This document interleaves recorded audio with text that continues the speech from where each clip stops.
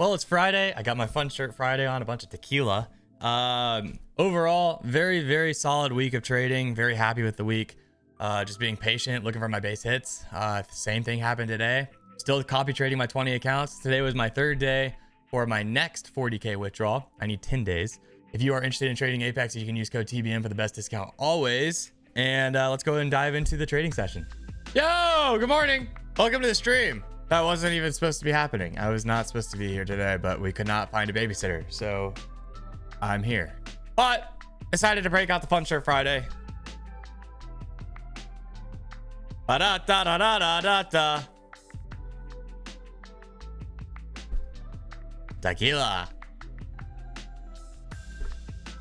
All right. We had, what do we have? NFP came out at 7:30. Unemployment rate came out a little high. NFP came out high. That's it for the rest of the day, unless you're trading oil, crude oil trader, in which case you got rig counts at noon, but no more news today. Okay, so this is the NFP candle. We had the State of the Union last night, which didn't really move the market at all, kind of as expected. Little daily wick test down at 175 doesn't look horrible. I don't know where NFP got to. 210 overnight lows. So yeah, another 40 points. I think the rolling contract today or Monday. I roll on Mondays. I roll after the weekend. So I'll have the new contract on Monday. It's typically fairly split. End of day today will probably be rolled for the most part. Monday will be guaranteed rolled. So I just wait for Mondays. Question of the day is, are we going to blow off the top at 380 off of the rolling over action here, or are we going to retrace NFP news? That's the big question in my opinion.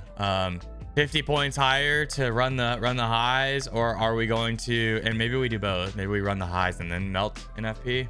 It seems very often that we retrace a major news candle like this, or we trade both sides of it, I should say. Maybe not necessarily retrace it completely and stay retraced, but I think it's very common that we trade both sides of it. I.e. here, we closed up, we came back, we retraded the wick. So you kind of anticipate maybe a similar situation. We are in yesterday's value area high. So us staying inside 360 does kind of imply the 220 rotation. But we'll see. That's just kind of what I'm wanting to wait and see what happens with. We are done with news, so like after my 15 minutes I'll be green lighted, but that's definitely on the table in my mind.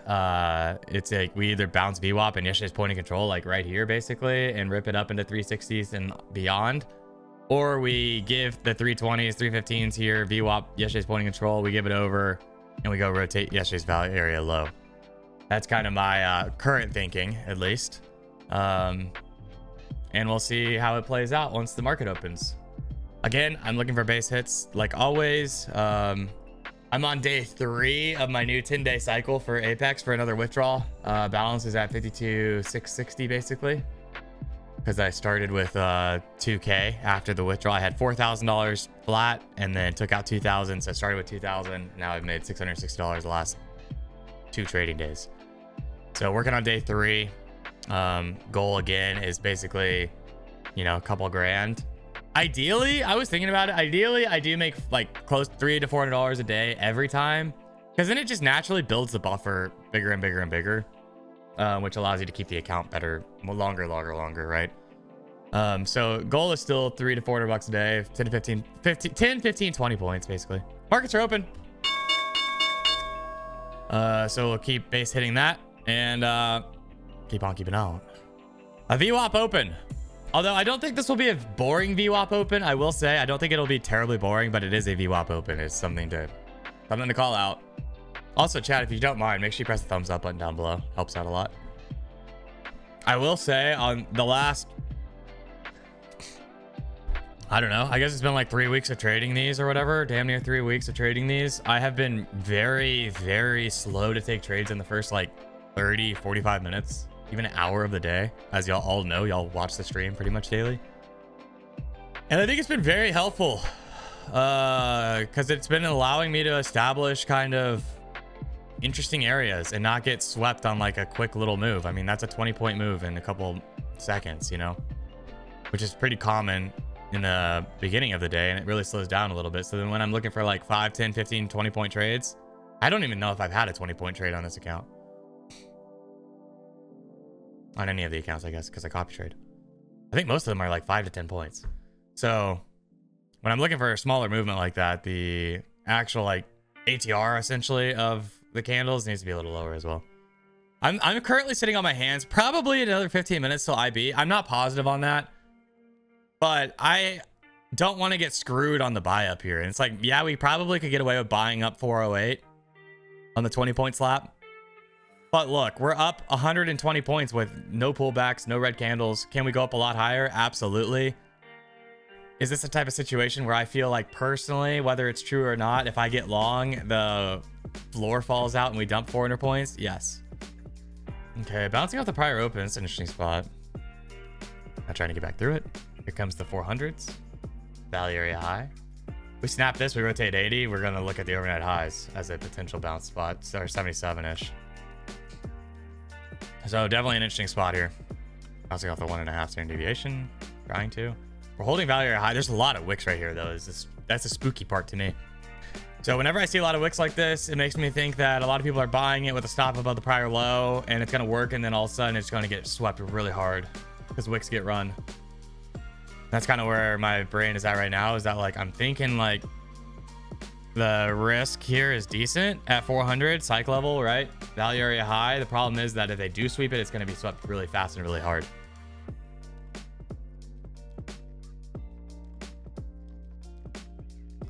Snapping the wicks. Getting back inside the range, I might snap along it, but if we can't get it back inside the range, I'm still targeting kind of the overnight highs here. 10 points away from getting filled. Trying to trade magical 80s. This is the wicks getting run that I was talking about. Like we stopped at 400 over and over and over again.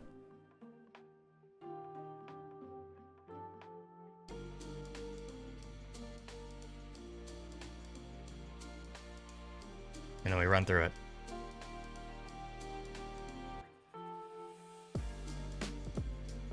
All right.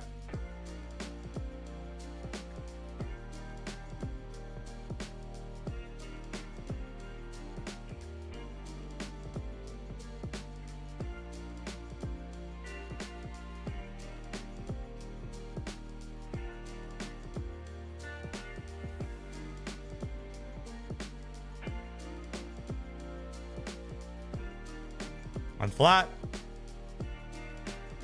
No orders. Love it. Oh, wrong button. Wrong button. I didn't mean the bomb. I didn't mean the 1,000. Actually, it is a 1,000 bomb. Shoot. 275 times 20. We got the 1,000 bomb in there, but that was the wrong button. I love that trade. So 275 times 20. It's what? Just under 6 grand? 5 grand?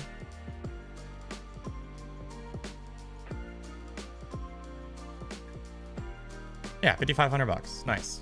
I don't think I had any drawdown. Did I? Maybe a tick? Maybe. And then grabbed 12 points out of it or whatever that is. 13, almost 14 points out of it. Yeah, nice. Love that trade. Just being patient for it, you know what I mean?